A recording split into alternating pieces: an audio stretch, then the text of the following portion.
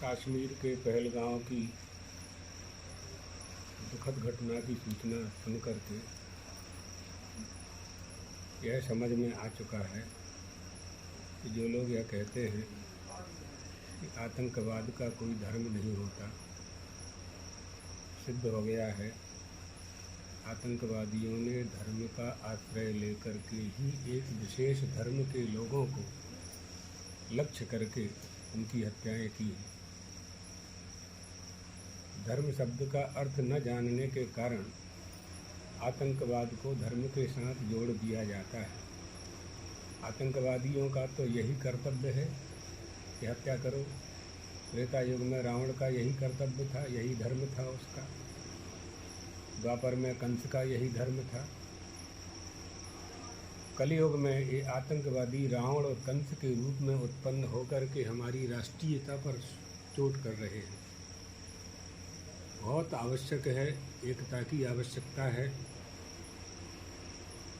आज हमारे देश की सेना, तीनों सेनाएं, जल सेना, थल सेना, वायु सेना इतनी मजबूत है और सक्षम है, आमने सामने युद्ध करने की किसी की हिम्मत नहीं है।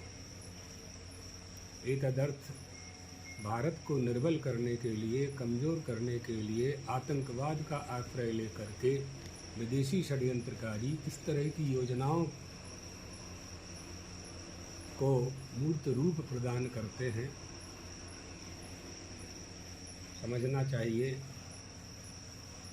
हमारी एकता ही इसका उत्तर है। समस्त हिंदुओं को दलगत राजनीति से ऊपर उठ करके एक होना चाहिए और यही उनके लिए सबसे बड़ा मुंहतोड़ जवाब देने जैसा होगा। हम चाहते हैं कि हिंदू समाज, सनातन धर्मावलंबी, हमारा धर्म सनातन धर्म तो मानवता, वसुधैव कुटुम्बकम की अवधारणा को धारण करता है। किसी के प्रति देश की भावना हमारी नहीं होती है, लेकिन हमारी सुरक्षा करने का अधिकार तो हमें होना ही चाहिए।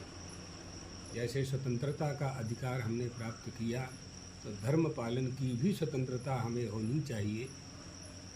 आतंकवाद से युद्ध करने के लिए हमारी एकता ही सबसे बड़ी सफलता की कुंजी है। एतदर्थ भारत सरकार, स्वयंसेवी संस्थाएं, हिंदू धर्मावलंबी और मुस्लिम मजहब वालों से भी हम अपेक्षा करते हैं कि इस समय उन्हें आतंकवाद के खिलाफ बोल करके अपनी भारतीयता सिद्ध करना चाहिए।